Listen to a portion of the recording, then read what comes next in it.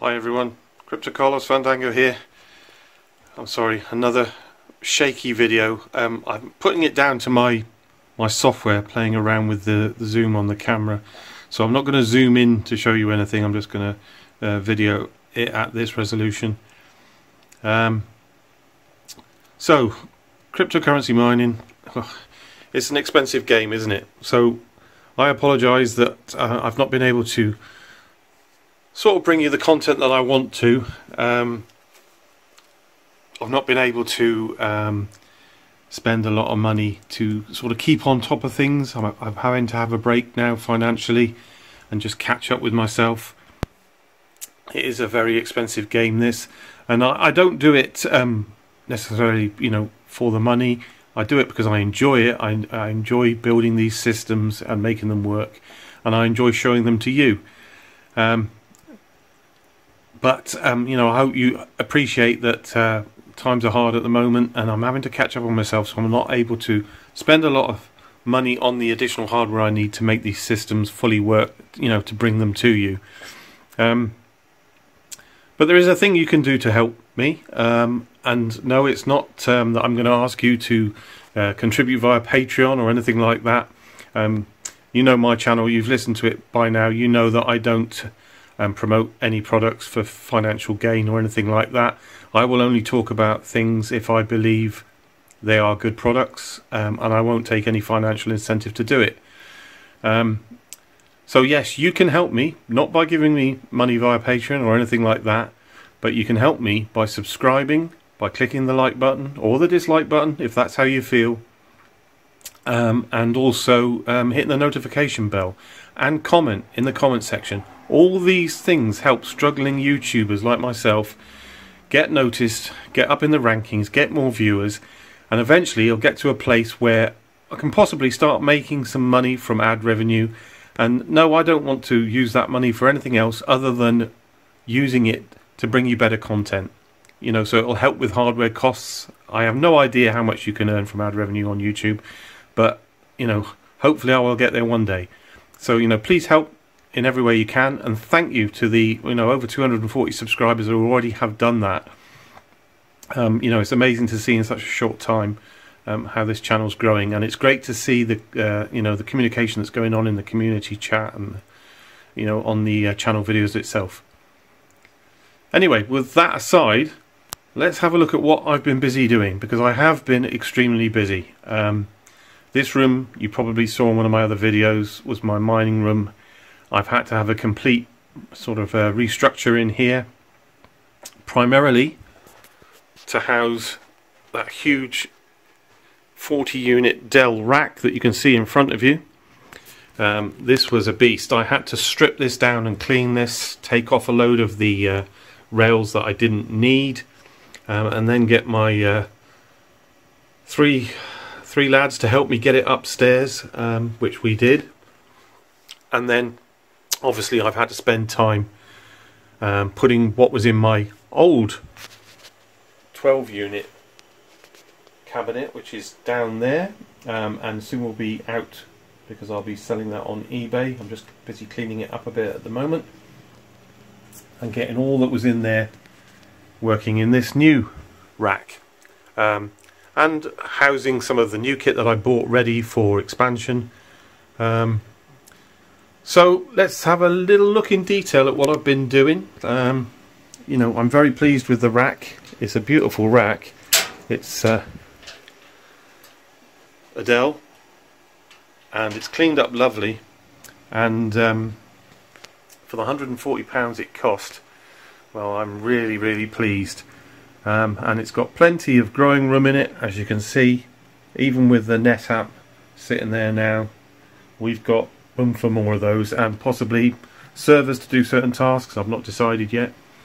But let's start at the top, because originally in my old cabinet I had a single patch panel. I decided to go for two this time, because with the sort of dual layer of Ethernet ports on the switch, it made it a bit cumbersome to patch effectively and, you know, make use of more of the ports. So what I've done is put a patch panel above and below, and as you can see, that now allows me to sort of take ports from below and the top.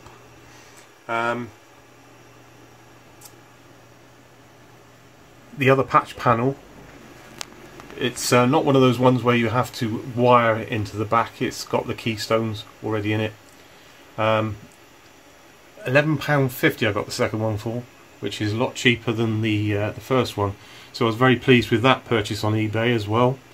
eBay, great place for unloved hardware that can be useful to you. So you know, that's my one-stop shop at the moment. That and ebuyer.com. So what I've got here is these four here are currently active up here, and they're servicing two of the Netgear ReadyNAS 2100 units, which are ones here. So they have two Ethernet connections each on the back. So those four are handling this one and this one here, which you can see are active and farming away. These four here are for the other two 2100 units I've got, which are currently inactive, and that's this one here and this one here. They don't have drives in. I'm hoping that I'm going to be able to populate those soon. They will be the last sort of compressed plots that I do on those two units. Everything on the NetApp DS unit will be compressed plots. I'm not sure what level I'm going to go to yet. I still have to do some experimentation about creating those plots with my GPU and my 128 gig system. But anyway, those are all, that's got 4 8TB in, and this one's got 4 6TB Western Digital Reds in. Might be able to upgrade these. I'm pretty sure these will handle a 10TB drive. So if I can get them cheap enough, these will be swapped out to give me some more space. But for now, they're just doing the job on the farm. So I've left a little gap at the top of the unit, just two units, and that is in case at some point I need to put a roof fan in there. Temperatures are not too bad at the moment, but we did have some higher temperatures a few weeks ago, and yeah, it was starting to climb, and I was thinking about how can I extract the hot air out of this system. I'll show you the rear of the unit in a moment because it's facing an open window, so that's helping okay at the moment. But I've just left that in case I do decide to put something in there at some point, just to take a bit of the heat out. Might not have to bother with that until next summer, but you know, rather than having to re-rack, I thought I'd plan ahead and leave that gap there for that. So you can see at the moment it's fairly comfortable. I've got the window slightly ajar. My house is a very warm house, it's very well insulated, but we're getting 26 degrees centigrade at the moment, which is perfectly fine. Now, one thing I did do in this rack that I didn't do in my previous rack was space things out. Due to only being 12 units, I couldn't be fussy, and the ReadyNAS units were on top of each other, so two in a pair stacked, but got proper segregation now, either by the disk shelf that is holding the top unit up above, or by a vent, one unit vent strip. So everything's spaced out. I haven't bothered putting a space here under this patch panel because the patch panel is very small anyway, so there's plenty of airflow over the top of this unit. Yeah, so just between each unit there is something, either a shelf that is separating them, or, as we can see here, another vent. So that's all the top stuff, and then up here is my trusty UPS, which is currently 31 degrees centigrade, it's saying in there. Just how at the moment it's just looking after those two ReadyNAS units and the switch, not a lot at all. It does say it can do about 150 minutes of backup on those three pieces of hardware at the moment. Obviously when the other two ReadyNAS units are running, that'll decrease a lot more.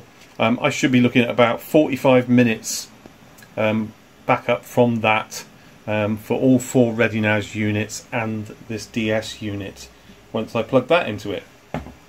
So that's good, because it just means that I'll be able to do a controlled shutdown if we get a major power outage, and you know, obviously protect the hardware from spikes in the electricity grid and lightning, anything like that. Yeah, so another 1 unit separation grid there, and then we got the DS 4246 24 bay disk shelf, all ready to accommodate drives, and then nothing else underneath that, all clear. All I've got down there is an older 2100 Netgear NAS unit, which is for spares. So no CAD is in that, but it's got memory, it's got fans, it's got whatever else I should need to service these other 4 units if anything goes wrong. The DS was particularly hard to rack because I didn't have any shelving left for that, but fortunately there was, as you can see here at the bottom, there was a similar sort of rack to that, but with slightly bigger sort of lips on it. So I made use of that by moving that upwards. You might be able to just see it underneath here. It's got quite a big lip on it. Very strange sort of mounting setup behind the DS, but which I can't show you obviously because the unit's in front of it. But it seemed plenty sturdy enough, even with the drives in. I think it'll be plenty sturdy enough, and it'll do the job. So that's the front of the unit.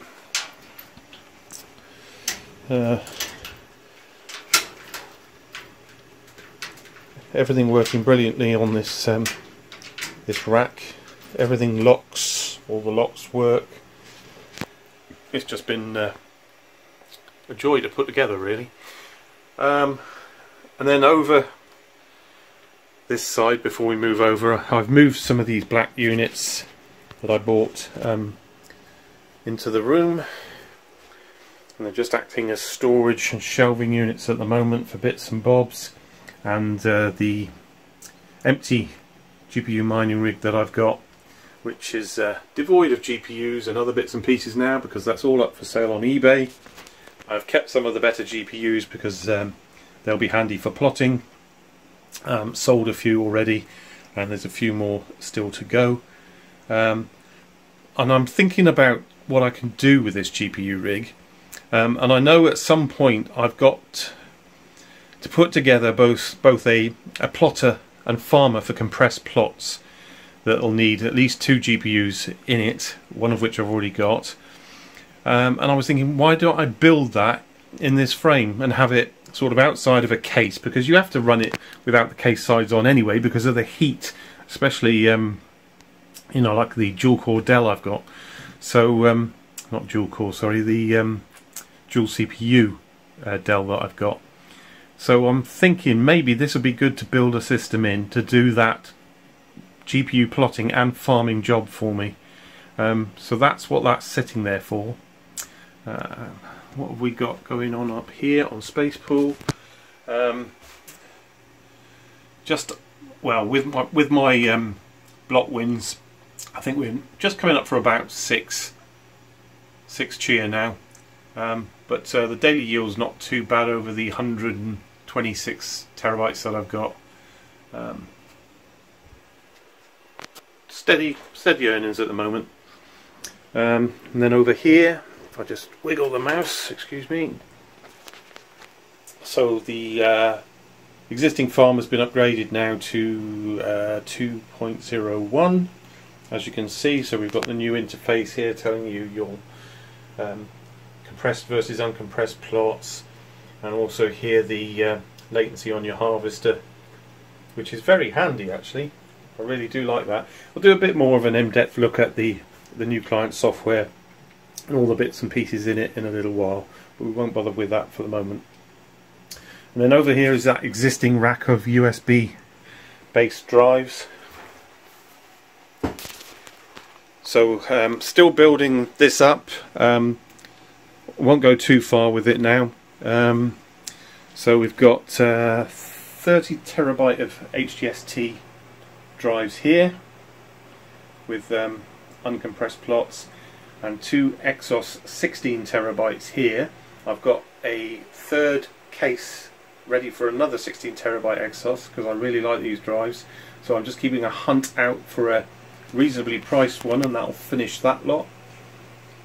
And due to the hot weather we had a little while back, I used some of my sort of GPU case fans and just put those on, and they're just blowing cold air over the top of these drives and at the back, just some additional cooling, and it's really helped considerably. You can see there we're 24 at the moment, not bad at all. And if you put your hand at the other end, you can still feel the airflow coming just from those two fans that are running there, so that was worth doing. Then we've got one 12 terabyte drive sitting there in that case that's also got plots on, and then down the bottom it's just a solitary HGST 10 terabyte sitting there, and that's running not in a case, but it's using one of these new SATA to USB converter cables. I think the max you can do on those are 10 terabyte drives, so I need to get more to go in here. I've got more of the cases here that I got for my birthday from family, sitting ready and waiting, so it's just a question of sourcing the drives now. So that is all of that. So let's have a look at the back of the case. Now I do have some Ethernet cables going in through the top of the rack at the moment, purely because I bought the wrong length. I thought 5 meters would be enough to go around to do what I needed, but I do need some 10s. So I've ordered 3 lots of 10 meter cables, specifically for use on power over Ethernet, because if we go to the side of the rack and we look down, you can see just down there, that is my hook up to my broadband downstairs. It's all power over Ethernet, and there is a certain type of cable you need to use for that. At the moment I think I'm just using a standard Cat6 cable, but there are better 100% copper ones that can work better with them, and they advise to use those. So got some more of those coming, 3 of those, and that will replace pretty much everything. Okay, let's open the back of the case, because there are a few new things in here that I can show you. Let's be very careful not to disturb the cables, because there's some cables going in at the bottom. Now I still do have some cable management to do here, as you can see.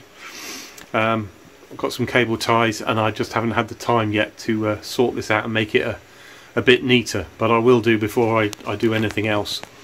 So there you can see the first Ready NAS active, and it's got the 2 patch panels and the switch, and then we've got this fantastic rack that's holding the Ready NAS up, and then underneath that we've got 2 more Ready NAS units and another rack.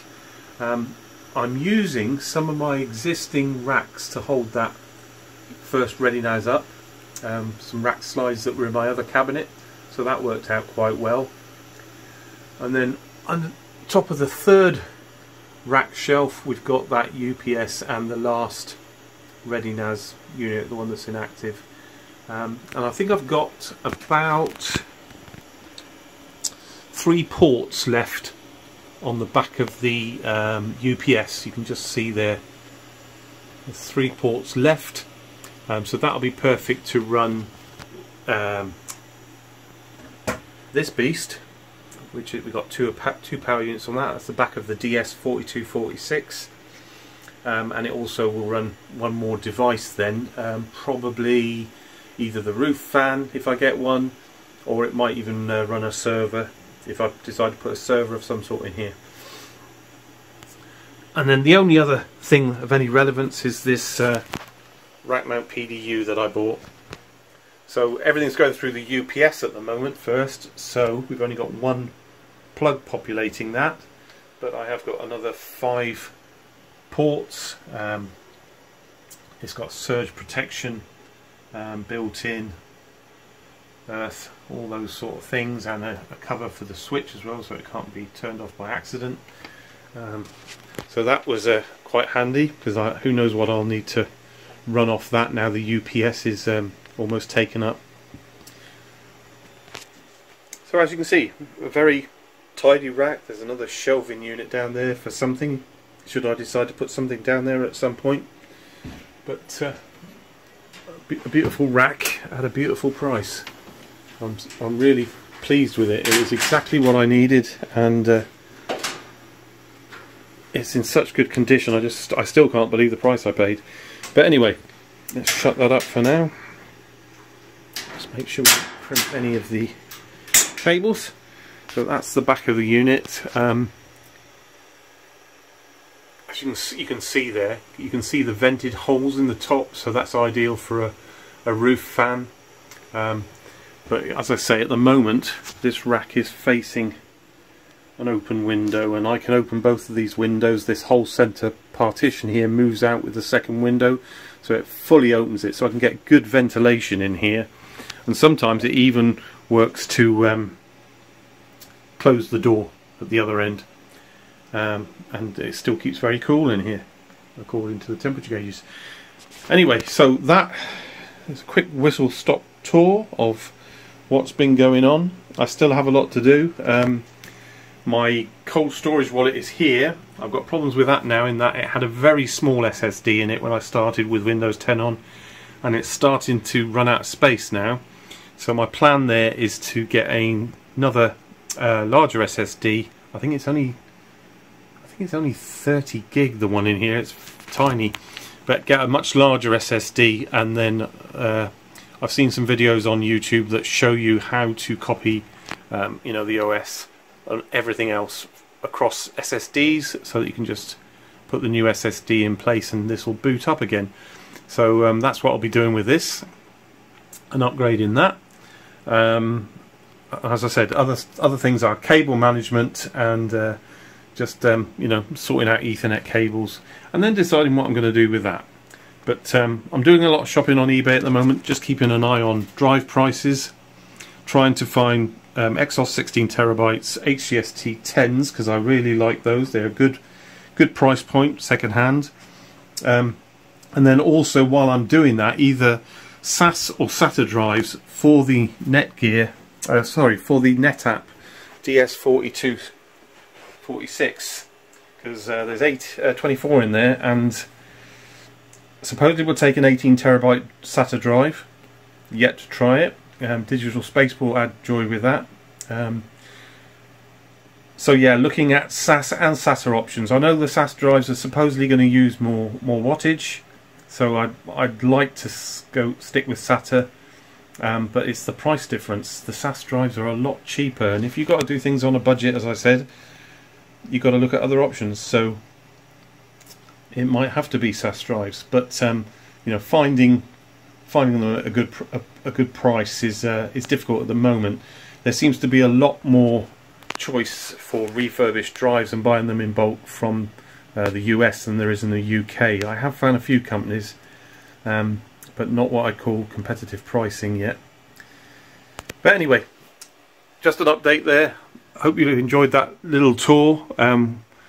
As I say, I'll do some more videos soon. One on what my thoughts on the latest CHIA client update. I noticed, you know, the original came out, version 2 came out in August, didn't it? And there was already a patch 2.01 in September.